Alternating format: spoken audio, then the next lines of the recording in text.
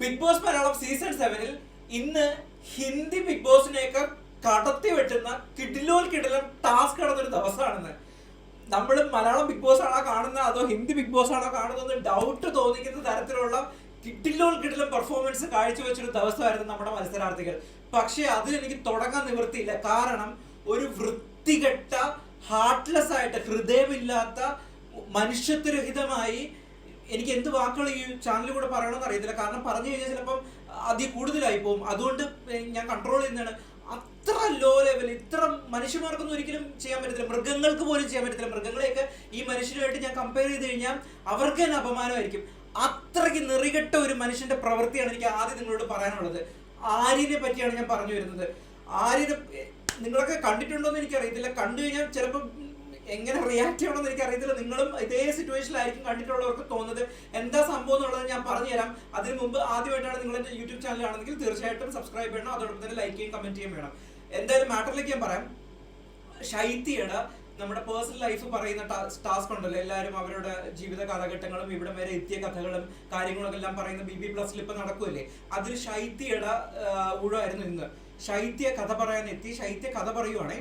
Serious ആയിട്ട് എല്ലാവരും entire അറിയാൻ ഇത് നടക്കുന്നത് എങ്ങനെയാണെന്നുള്ളത് എല്ലാവരും. കാരണം അവര് ചെയ്ത ത്യാഗങ്ങൾ, അവര് സ്ട്രഗിൾ ചെയ്ത വഴികൾ, ഇതൊക്കെയാണ് അതിലൂടെ ഇത് ചെയ്യുന്നത്. അവിടെ എല്ലാവരും ഇരിക്കുവാണ്. ഈ ആര്യനെ ഈ ശൈത്യ അവിടെ ഇരുന്ന് പുള്ളിക്കാരിയുടെ പേഴ്സണൽ ലൈഫ് പറഞ്ഞുകൊണ്ടിരിക്കുമ്പോൾ അവിടെ ഇരുന്ന് ചിരിക്കുന്നു. സ്വന്തമായിട്ട് കിടന്ന് കിടുകിടാ ചിരിക്കുന്നു. അത് കാണുമ്പോൾ ഇടിച്ചു കൊടുക്കാൻ തോന്നും. അത്രയ്ക്ക് ദേഷ്യം വരും നമുക്ക്. അപ്പം ഷാനവാസ്, അഭിലാഷ് എല്ലാവരും പെട്ടെന്ന് അവരെ നോക്കിയിട്ട് ചെയ്യരുത് എന്നുള്ള രീതിയിൽ നോക്കുന്നു. വീണ്ടും കുടുകുടാ കടന്ന് ചിരിക്കുന്നു. അപ്പോൾ ഉടനെ രന നോക്കിയിട്ട് രനയും ചിരിക്കുന്നു. അതേണക്കെ തന്നെ നമ്മുടെ കലാഭവൻ സരിക ഉണ്ടല്ലോ, പുള്ളിക്കാരി ഇവരെ നോക്കി ചിരിക്കുന്നു. അപ്പോൾ ഉടനെ നമ്മുടെ ഗിസയിൽ പറയുന്നത് മാറിപ്പോ എവിടെ ഇരിക്കില്ലേ, മാറിപ്പോ. എന്നിട്ട് പുള്ളിക്കാരൻ ഇവരുടെ എല്ലാ സീറ്റ് മറച്ച് ക്യാമറയുടെ താഴെ പോയിട്ട് ക്യാമറ ഒന്നും കാണാത്ത രീതിയിൽ സീറ്റിൽ നിന്ന് എണീറ്റ് വെളിയിൽ പോയി ബാക്കിൽ പോയിരുന്നു. ആക്ടിവിറ്റി റൂമിന്റെ വെളിയിൽ പോയില്ല, ഇതിന്റെ ബാക്കിൽ പോയിന്ന്. എന്നിട്ട് അവിടെ പോയിട്ടും ഈ പരിപാടി തന്നെ പുള്ളിക്കാരി കഥ പറഞ്ഞുകൊണ്ടിരിക്കുകയാണ്, പേഴ്സണൽ ലൈഫ് പറഞ്ഞുകൊണ്ടിരിക്കുകയാണ്. ഏതെങ്കിലും മനുഷ്യന്മാർക്ക് ചെയ്യാൻ പറ്റുമോ? നടന്ന കാര്യം ഞാൻ പറയുന്നത്. ഏതെങ്കിലും ഇത്ര 7 സീസണായി, 7 സീസണിൽ ഒരു സീസണിൽ ഇങ്ങനെ ഒരു സംഭവം ഉണ്ടായിട്ടുണ്ടോ? എത്ര മത്സരാർത്ഥികൾ കണ്ടിട്ടുണ്ട്? ഏതൊക്കെ രീതിയിലുള്ള ഏതൊക്കെ ക്യാരക്ടറുള്ള മത്സരാർത്ഥികളെ നമ്മൾ കണ്ടിട്ടുണ്ട്? ഇത്രയും മനുഷ്യത്വരഹിതമായിട്ടുള്ള ഇത്ര ഹൃദയമില്ലാത്ത രീതിയിൽ പ്രവർത്തിക്കുന്ന ഒരു മനുഷ്യനെ നിങ്ങൾക്ക് കാണണമെങ്കിൽ ഇന്ന് കണ്ടോ. ആര്യൻ എന്ന് പറയുന്ന വ്യക്തിയാണ്. എനിക്കറിയത്തില്ല അയാൾ എന്ത് പറയണം എന്നുള്ളത്. ഇത് ഉടനെ അത് കഴിഞ്ഞതിന് ശേഷം, ശൈത്യ കഴിഞ്ഞതിന് ശേഷം പുലിക്കുട്ടി കേട്ടോ, മറ്റേ നമ്മുടെ അഭിലാഷ് ഉണ്ടല്ലോ, പുലിക്കുട്ടിയാണ് ചാടി ഇറങ്ങി എൻ്റെ മോനെ അവനെ പോരിക്കാനായിട്ട് ചെന്നു. അവിടെ ഉടനെ ആര് എന്ത് ചെയ്തു? അവന്റെ ചെരുപ്പ് ഊരി അഭിലാഷിനെ എറിഞ്ഞു. ചെരുപ്പ് ഊരിയിട്ട് അഭിലാഷിനെ എറിഞ്ഞു. ഇമാജിൻ, ഇതെന്ത് മനുഷ്യനത്?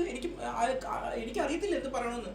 ഉടനെ ജിസയിൽ ഇല്ല, ചിരിച്ചിട്ടില്ല. രനയും സരികയും ഇവരെയും ചോദ്യം ചെയ്ത് സംഭവം. രനയും കലാഭവൻ സരികയും ഇവൻ ചിരിക്കുന്നത് കണ്ടിട്ട് ചിരിച്ചതാണ്, അല്ലാതെ ഇവര് അത് കേട്ടിട്ടല്ല. ഇവൻ കണ്ടിട്ട് ചിരിക്കുന്നതാണ്. പക്ഷെ അവരും സെയിം കുറ്റം ചെയ്തു. പക്ഷെ ഇവന്റെ അത്ര ഇന്റൻസിറ്റിയോടെ അല്ല. പക്ഷെ ഇവൻ നോക്കി ചിരിക്കുന്നത് കാണുമ്പോൾ, കാരണം മെച്ചൂരിറ്റി യൂസ് ചെയ്യണ്ടേ. ഒരാളുടെ പേഴ്സണൽ സ്റ്റോറി പറയാണ്, നിങ്ങൾ മരണ വീട്ടിൽ പോയി കിടന്ന് ചിരിക്കൂ. ആ പരിപാടി അവൻ ചെയ്തത് എങ്ങനെ പറയണമെന്ന് എനിക്കറിയത്തില്ല. ഇത്ര വൃത്തികെട്ട ആറ്റിറ്റ്യൂഡുള്ള ഒരു മനുഷ്യനെ എൻ്റെ ലൈഫിൽ ഞാൻ കണ്ടിട്ടില്ല. Never ever. അങ്ങനെ അടിപൊട്ടി എല്ലാവരും, ഷാനവാസ്, അക്ബർ എല്ലാവരും വന്ന് ഇവരെ കുറ്റം പറയുന്നു. ഇവര് അപ്പം അറിയാമല്ലോ, സ്വാഭാവിക. ഇവരുടെ ജിസയിൽ ചിരിച്ചിട്ടില്ല എന്ന് പറഞ്ഞു. ഇങ്ങനെ ഒരു കള്ളി സ്ത്രീ ഒന്നാമത്തെ ആഴ്ച മുതൽ ഇവര് കള്ളിയാണെന്നുള്ളത് പ്രൂവ് ചെയ്തതാണ്. ഇവർക്ക് ആര്യൻ എന്ത് തെറ്റ് ചെയ്ത് കഴിഞ്ഞാൽ ആര്യന്റെ സൈഡിലേ ഈ ജിസയിൽ നിൽക്കത്തുള്ളൂ. മനസ്സിലായില്ലേ? അതിനേക്കാളും നെറിയട്ട വേറൊരുത്തരും കൂടെ ഉണ്ട് അവിടെ ഉണ്ട്, അപ്പാനി ശരത്ത്. ഇവൻ ചെയ്ത് എന്താണെന്നറിയോ? ഇതെല്ലാം കഴിഞ്ഞിട്ട് ഇവൻ റൂമിൽ പോയി കട്ടിലിന്റെ അവിടെ കിടക്കുവാണ്. കട്ടിലിന്റെ അവിടെ കിടന്നിട്ട് വീണ്ടും ഇവൻ ചിരിച്ചോണ്ടിരിക്കുക. വീണ്ടും ചിരിച്ചോണ്ടിരിക്കുകയാണ് ഇവൻ. ഈ പ്രശ്നങ്ങൾ കഴിഞ്ഞിട്ട് കട്ടിലിൽ പോയി ചിരിക്കുമ്പോൾ അപ്പാനി ശരത്തും അവന്റെ കൂടെ പോയി എന്തു അളിയാന്നൊക്കെ പറഞ്ഞ് പുറത്തൊക്കെ അടിച്ചിട്ട് വീണ്ടും അവർ രണ്ടുപേരും കൂടി ഇരുന്ന് ചിരിക്കുന്നത്. പറഞ്ഞ് മനസ്സിലാക്കണ്ടേ. പക്ഷെ അക്ബർ അങ്ങനെ അല്ലായിരുന്നു കേട്ടോ ചെയ്തത്. അക്ബർ തെറ്റാണെന്നുള്ള രീതിയിൽ തന്നെ വായിച്ചത്. പക്ഷേ ഈ ശരത്ത് അവിടെ പോയി എന്നിട്ട് ഇവനെ സപ്പോർട്ട് ചെയ്ത്, അല്ലെങ്കിൽ പറഞ്ഞ് മനസ്സിലാക്കി കൊടുക്കണം. ഇവനേക്കാൾ പ്രായമുള്ള മനുഷ്യനാണ്, വിവരമുള്ള മനുഷ്യനാണ്, ലോകം അറിയാവുന്ന മനുഷ്യനാണ് അപ്പാനി ശരത്ത്. എന്നിട്ട് ചെയ്ത വേലയാണ് അവനെ പോയി സപ്പോർട്ട് ചെയ്തിട്ട് ചിരിച്ചുകൊണ്ടിരിക്കുന്നത് അവിടെ പോയിരുന്നത്. എനിക്കറിയില്ല എന്ത് പറയണമെന്നും. അങ്ങനെ മുട്ടൻ അടിപൊട്ടിയായിരുന്നു. എനിക്കറിയത്തില്ല. ഇത് 100% ഈ വിഷയം ഉറപ്പായിട്ടും വീക്കെൻഡിൽ ചോദിക്കും. മറ്റന്നാൾ ഒരു ഡൗട്ടും ഇല്ല ആര്യനെ എടുത്ത് ഉടുക്കും എന്നുള്ളത് ഉറപ്പാണ്. പക്ഷെ ലാലേട്ടൻ ആയതുകൊണ്ട് എന്താ മോനെ അങ്ങനെ ചെയ്യാൻ പാടുണ്ടായിരുന്നു, അങ്ങനെ പറയില്ലല്ലോ എന്ന് പറഞ്ഞ് ഒഴിവാക്കി വിടുമെന്ന് എനിക്കറിയത്തില്ല. I don't know. Let's see how ever.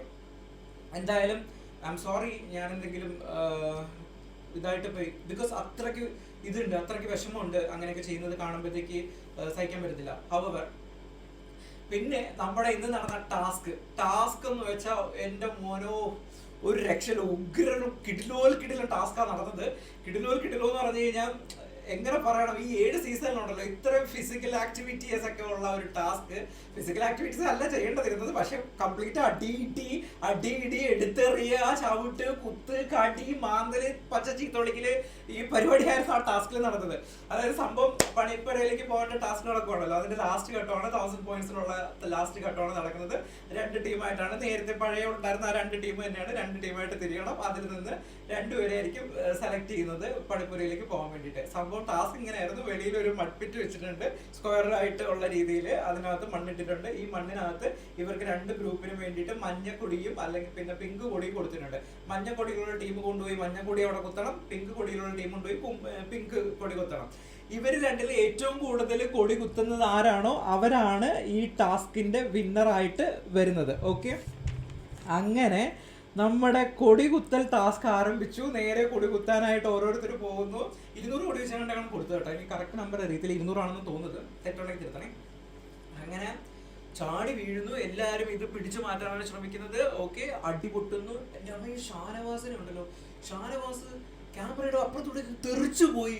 3-4 തവണ ആ മനുഷ്യൻ ഏറി കൂടെ പോയി വീഴുന്നുണ്ടായിരുന്നു. 3-4 തവണ അക്ബറൊക്കെ വായിച്ചെറിയുന്നുണ്ട്. പിന്നെ ആരൊക്കെ എറിഞ്ഞെന്ന് എനിക്ക് അറിയത്തില്ല കേട്ടോ. അമ്മാതിരി അക്ബാറിനെ എടുത്തിട്ട് എറിയുന്നുണ്ടായിരുന്നു. നമ്മുടെ അനീഷിനെ പൊക്കിയുടെ തോണിയില് മറ്റേ റെസ്ലിംഗിൽ ഇങ്ങനെ ഇതടിക്കുമല്ലോ, അതേ കണക്കെടുത്ത് അടിക്കുന്നുണ്ടായിരുന്നു. പിന്നെ ഗിസയില് താഴെ കിടക്കുന്നു, അതിന്റെ മണ്ടയിൽ 100 കിടക്കുന്നു, അതിന്റെ മണ്ടയിൽ ഒരു 5-6 പേര്, അപ്പാണി ശരത്ത് ഉൾപ്പെടെയുള്ള ഒരു 5-6 പേര് ഇങ്ങനെ നിറഞ്ഞു കിടക്കുന്നു. ആ പിള്ളേരെ കണ്ടു ഊപ്പാട് വന്നെന്ന് പറഞ്ഞാൽ ഇടി, അടി, ചവിട്ട്, കുത്ത്. നമുക്ക് ഒരു ഏരിയയിലേക്ക് ലൈവ് കണ്ടവർക്ക് അറിയാം, ഒരു ഏരിയയിലേക്ക് കോൺസെൻട്രേറ്റ് ചെയ്യാൻ പറ്റത്തില്ല. കാരണം ഒരു സൈഡിലോട്ട് നോക്കുമ്പോഴത്തേക്ക് അടുത്ത സൈഡിൽ ഒരാൾ പറന്നു പോകണം, അടുത്ത സൈഡിൽ ഇടി കാണാം. ഇടിയൊക്കെ നടക്കുന്നുണ്ടായിരുന്നു. സരികയും നമ്മുടെ ആദിലയും തമ്മിൽ ഇടി നടക്കുന്നുണ്ടായിരുന്നു. അത് കിടക്കും. ഷാനവാസ് ഒന്ന് അനീഷിന്റെ ഉടുപ്പിൽ പിടിച്ചിങ്ങനെ വലിക്കുന്നുണ്ടായിരുന്നു. പക്ഷെ ഷാനവാസ് ഇതിനിടയിൽ റോങ് ഗെയിം കളിച്ചു. ഷാനവാസിന് ഇഷ്ടംപോലെ ഇടി കിട്ടി, പക്ഷെ ഷാനവാസ് കളിച്ച റോങ് ഗെയിം എന്ന് പറഞ്ഞാൽ മണ്ണ് വാരി ഷാനവാസ് എറിയുന്ന എല്ലാവരും തൊട്ടും കണ്ണിലോട്ടൊക്കെ വീണ് കഴിഞ്ഞാൽ ഡേഞ്ചർ അല്ലേ, മണ്ണ് വാരി എറിയും. അത് ഭയങ്കര മോശം ഇതായിട്ട് തോന്നി. പക്ഷെ ഷാനവാസിനാണ് അതിൽ ഏറ്റവും കൂടുതൽ ഇടി കിട്ടിയത്. പക്ഷെ അക്ബറിന്റെ ബ്ലഡൊക്കെ വന്നു. അക്ബറിന്റെ ഇവിടെ കയ്യിലെ മുറിഞ്ഞു, കാല് മുറിഞ്ഞു. അത് കഴിഞ്ഞതിന് ശേഷം ഇതിനിടയിൽ തന്നെ ബിഗ് ബോസ് കിടന്ന് വിളിച്ചു പോവുക, നിർത്ത്, മതിയാക്ക്, നിർത്ത്, എവിടെ മതിയാക്കായി. ബസറടിക്കുന്നു. ബസറെന്ന് പറഞ്ഞാൽ ലോങ് ബസർ അടിച്ചോണ്ടിരിക്കുന്നത്, എന്നിട്ട് പോലും നിർത്തലാക്കുന്നു. അവിടെ അങ്ങ് ഫുൾ ഡെഡിക്കേഷൻ ആയിട്ട്. അയ്യോ, ഇത്തവണത്തെ വിമൻസ് കണ്ടസ്റ്റൻസ് ഉണ്ടല്ലോ, ലേഡീസ് കണ്ടസ്റ്റൻസിനെ സമ്മതിക്കാൻ ഉഗ്ര, എല്ലാവരും ഉഗ്ര. ഒരു വിമൻ കാർഡോ ഒരു പരിപാടി ഇറക്കിയിട്ടുള്ള ബെല്ലെന്ന് പറഞ്ഞ എല്ലാവരും കൂടെ ഒരു ജെൻഡർ ഇക്വാളിറ്റി എന്നൊക്കെ പറഞ്ഞ ഇതായിരുന്നു കേട്ടോ. ജെൻഡർ ഇക്വാളിറ്റി എന്ന് പറഞ്ഞ ഇന്നത്തെ ടാസ്ക് ആയിരുന്നു. അമ്മാതിരി ടാസ്ക് ആയിരുന്നു. എന്തായാലും അവസാനം ബിഗ് ബോസിന്റെ ഊപ്പാട് വന്ന് ബിഗ് ബോസ് ആദ്യമായിട്ട് ഈ സീസണിൽ ആദ്യമായിട്ട് എത്തുന്നതാണ് ദേഷ്യപ്പെടുന്നത്. ഒരു 10 വട്ടം ദേഷ്യപ്പെട്ടിട്ടുണ്ടാവും. അവസാനം നമ്മുടെ ക്യാപ്റ്റൻ മര്യാദ കൺഫെഷൻ റൂമിലോട്ട് എന്ന് പറഞ്ഞ് കുറച്ച് ചൂടാവുന്നുണ്ടായിരുന്നു. അതൊന്നും നിങ്ങൾ എപ്പിസോഡിൽ കണ്ടില്ല, ലൈവിലായിരുന്നു കേട്ടോ. ലൈവിൽ തോന്നുന്നുണ്ടായിരുന്നു. അതിന്റെ ചെറിയൊരു എഡിറ്റഡ് വേർഷനാണ് നിങ്ങൾ എപ്പിസോഡിൽ കണ്ടത്. നല്ല ഉഗ്രൻ ടാസ്ക് അല്ല, അവര് നല്ല അടിപൊളിയായിട്ട് കളിച്ചു.